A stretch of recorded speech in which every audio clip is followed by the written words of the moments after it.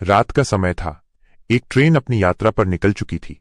अचानक टीटी को यह देखकर हैरानी हुई कि एस बड़ी ई डिब्बा यानी B2 में यात्री एक एक करके बेहोश होने लगे। घबराए हुए टीटी ने तुरंत पुलिस को फोन करके सूचना दी। पुलिस ने कहा कि अगले स्टेशन पर ट्रेन रुकते ही वे जांच करेंगे। लेकिन तभी एक और अजीब बात हुई। ट्रेन अगले नियमित स्टेशन पर रुकी ही नहीं। टीटी हैरान था। उसने तुरंत लोको पायलट को कॉल किया। फोन उठाने वाले ने कहा, मैं लोको पायलट नहीं हूं और ये ट्रेन कहीं नहीं रुकेगी। टीटी ने घबराकर पूछा, तुम कौन हो? लोको पायलट कहाँ है? यात्री बेहोश हो रहे हैं, तुरंत ट्रेन रोकनी होगी, ये मासूम लोगों की जान का सवाल है। उस व्यक्ति ने ठंडी आवाज में कहा, जब मैंने जानबूझकर यह सब किया है तो फिर क्यों ट्रेन रोकूं और अपनी योजना खराब करूं? टीटी ने चिल्लाकर कहा, योजना? कौन सी योजना? तुम निर्दोष लोगों की जान से खेल रहे हो। आखिर तुम चाहते क्या हो? सामने से आवाज आई, मुझसे बहस मत करो, तुम मुझे वो नहीं दे सकते जो मैं चाहता हूं। स्टेशन से बड़े अफसरों को लाइन पर लगाओ। टीटी ने यह बात स्टेशन मास्टर को बताई। स्टेशन मास्टर ने तुरंत पुलिस हेड से संपर्क किया। पुलिस हेड ने कॉन्फ्रेंस कॉल पर उस शख्स से बात की जो इंजन पर कब्जा जमाए बैठा था। पुलिस ने सख्त लहजे में कहा, तुम कौन हो? क्या चाहते हो? निर्दोष लोगों की जिंदगी से खिलवाड़ क्यों कर रहे हो?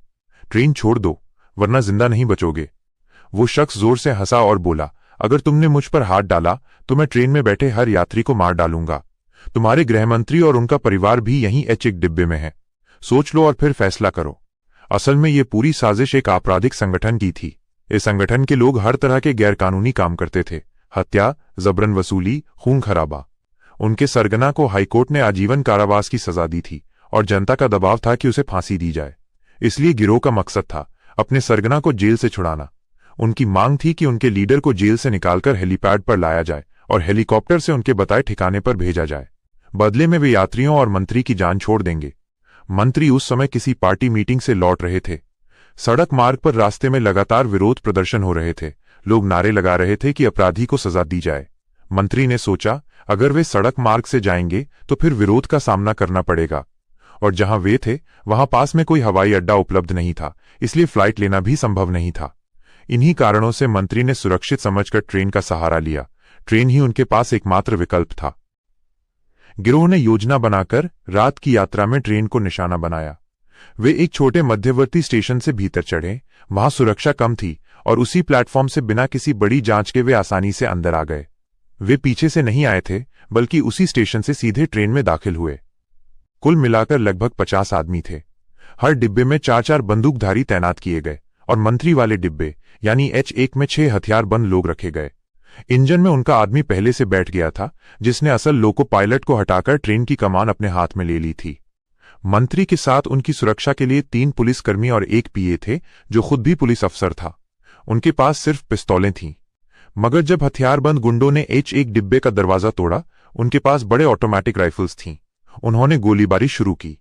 मंत्री की सुरक्षा करने वाले पुलिस ने पलटवार करने की कोशिश की, लेकिन गुंडों ने धमकी दी कि अगर उन्होंने बंदूकें नहीं सौंपी तो निर्दोष यात्रियों को मार डालेंगे। मजबूर होकर पुलिस वालों को हथियार समर्पित करने पड़े। टीटी को बंदूकधारियों ने एस बड़ी ई डिब्बों से हटाकर सामान्य डिब्बों की ओर भेज दिया गया। और असली मोड़, ये पूरी जानकारी गिरोह को कैसे मिली कि मंत्री ट्रेन से सफर कर रहे होंगे? असलियत ये थी कि खुद मंत्री ने ही ये साजिश रची थी। मंत्री और गिरोह के सरगना लंबे समय से एक दूसरे के करीब थे। मंत्री चुनाव के लिए पैसा जुटाने में उसी अपराधी की मदद लेते थे। वो अपराधी व्यापारियों और लोगों से जबरन पैसा वसूलता था और मंत्री चुनावी खर्च में उसका इस्तेमाल करता था। बदले में मंत्री उसे हमेशा बचाते रहे। लेकिन पिछली बार चुनाव हारने पर उनकी पार्टी सत्ता से बाहर हो गई। अब वे अपराधी को बचा नहीं पाए और पुलिस ने उसे जेल में डाल दिया। सबूत इतने मजबूत थे कि इस बार मंत्री भी कुछ नहीं कर सके। कोर्ट में मामला चल रहा था और जनता का गुस्सा इतना ज्यादा था कि सभी को यकीन था कि उसे या तो उम्र कैद या फांसी होगी। सरगना ने मंत्री को धमकी दी थी, अगर उसने मदद नहीं की तो सारे सबूत मीडिया और जनता के सामने आ जाएंगे। मंत्री अपनी बदनामी और राजनीतिक भविष्य से डर गया, इसलिए उसने ये योजना बनाई। ट्रेन का हाईजैक करवाकर वो 2 फायदे चाहता था।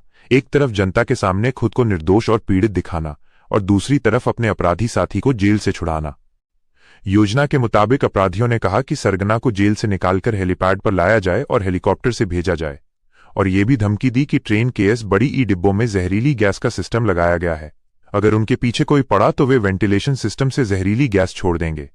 उन्होंने ये भी कहा कि सरगना को छोड़ने के बाद 1 घंटे में वे ट्रेन खाली कर देंगे और तब जाकर गैस बंद करने का पासवर्ड बताएंगे। नमस्ते दोस्तों, अगले भाग में हम जानेंगे कि आखिर कैसे हाईजैकिंग को रोका गया, कैसे सभी यात्रियों को सुरक्षित बचाया गया और ये सब बिना किसी मुजरिम को छोड़े कैसे मुमकिन हुआ। ये सब जानने के लिए मेरे चैनल रेयर स्टोरी वर्ल्ड को सब्सक्राइब करें। इस वीडियो को लाइक और शेयर करना ना भूलें। मिलते हैं अगले भाग में, तब तक के लिए धन्यवाद।